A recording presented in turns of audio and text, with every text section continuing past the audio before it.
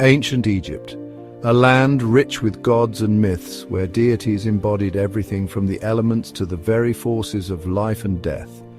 But among them, one God's story stands out, a story of betrayal, resurrection, and eternal life. This is the tale of Osiris, the god of the afterlife. Hey everyone, welcome back to the channel. Today we're diving into one of the most fascinating and powerful gods in ancient Egyptian mythology, Osiris. From his rise as a ruler to his tragic death and eventual resurrection, Osiris's story shaped Egyptian beliefs about the afterlife. So, grab a seat because this is going to be a thrilling ride through myth, power, and eternal life. Osiris was the god of the afterlife, the underworld, and rebirth. Unlike many other gods, Osiris was not just a force of nature, he was a king. In Egyptian mythology, Osiris ruled over the land of the living and brought civilization to Egypt. He taught the people agriculture, law, and culture, making him a beloved figure.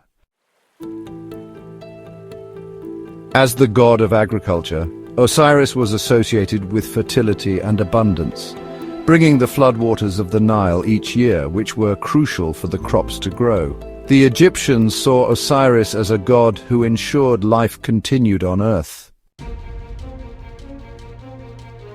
But Osiris wasn't just a king of the living. He was also considered the ruler of the dead, controlling the afterlife and ensuring that souls were judged and reborn. Now let's take a quick look at Osiris's family, because this is where things get interesting. Osiris was married to his sister Isis, who was the goddess of magic, healing, and motherhood. Together they had a child, Horus, the god of kingship and the sky. Osiris had a brother, Seth, who would eventually play a central role in Osiris's tragic tale. Seth was the god of chaos, violence, and disorder, often depicted as a man with the head of an unknown animal. He was jealous of Osiris's popularity and power. Now, the story takes a dark turn. Seth's envy of Osiris grew so strong that he devised a cruel plan. Seth tricked Osiris into entering a beautiful, ornate coffin, telling him it was a gift. Once Osiris lay inside, Seth sealed the coffin and cast it into the Nile River, where it was carried away and ultimately became lodged in a tree. When Osiris's wife, Isis, discovered what had happened, she was devastated. She searched the entire land, eventually finding Osiris's body encased in a tree in Byblos in modern-day Lebanon. She brought his body back to Egypt, but Seth wasn't done yet. Seth found Osiris's body, tore it into 14 pieces and scattered them across Egypt. But Isis, with the help of her sister Nephthys, managed to recover every piece of Osiris's body except for one, his phallus, which was eaten by a fish. Grief-stricken but determined, Isis performed powerful magic to bring Osiris back to life. Using her magical abilities, she reassembled his body, and with the help of her sister Nephthys and the god Anubis, Osiris was resurrected.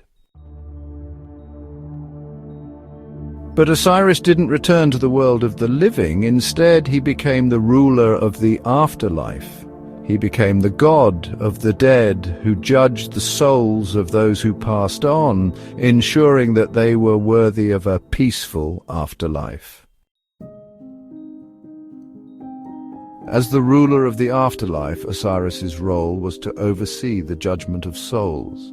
After death, the heart of the deceased would be weighed against the feather of Ma'at, the goddess of truth and order. If the heart was found to be light, the soul would be allowed to pass into the afterlife and join Osiris in his heavenly kingdom. If it was heavy with sin, the soul would be devoured by the monstrous Ammit, never finding peace.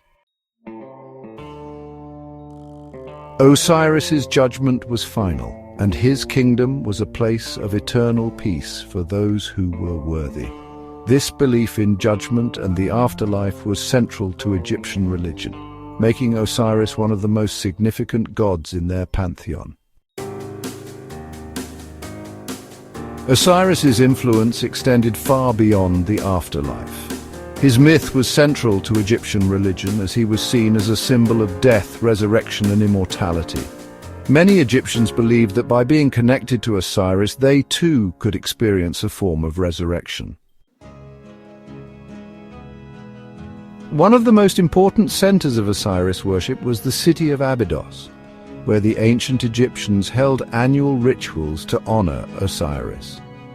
These rituals, called the Osiris Mysteries, were meant to celebrate his death and resurrection and ensure the fertility of the land. Osiris also played a key role in royal ideology.